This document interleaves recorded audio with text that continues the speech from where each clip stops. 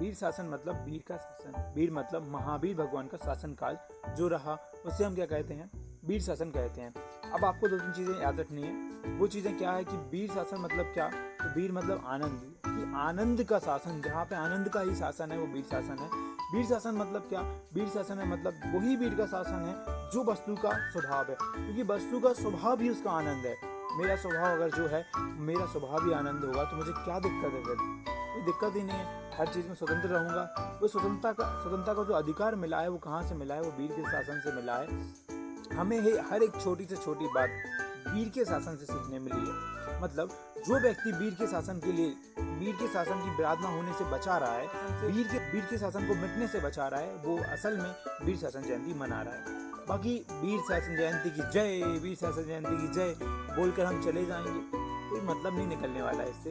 वीर शासन जयंती का मतलब तो तब निकलेगा जब आप वीर के शासन को, वीर के रूल्स हैं उनको फॉलो कर आप उन पर बढ़ोगे, तब जाके आपको वो वीर के शासन पर चलने का अधिकार रहेगा और आपको वीर शासन जयंती मनाने का भी अधिकार रहेगा। कई लोग आज ऐसे हैं जो वीर शासन जयंती को जानते नहीं हैं, तो बताता हूँ वो कहानी भी।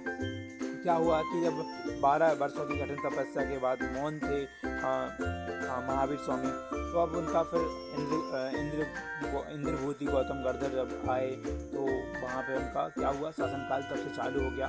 तब से मतलब अब तक जो चला आ रहा है उनका ही शासन चल रहा है, उनके शासन में ही हम सब रह रहे हैं। इसलिए हम जब कहते हैं ना कि वर्तमान को वर्धमान की आवश्यकता है, तो आपने देखा होगा कि वर्तमान को वर्धमान की क्यों आवश्यकता है, क्योंकि शासन उन्हीं का चल रहा है। जिनका शासन चलता है उन्हें ही हम क्या करते हैं, याद करते हैं। ऐसे ही आदिनाथ भगवान का शासन था तो उनका भी शासन चला एक काल, फिर अजितनाथ भगवान का, संभवनाथ भगवान का, ऐसे ही सारे भगवानों का चला।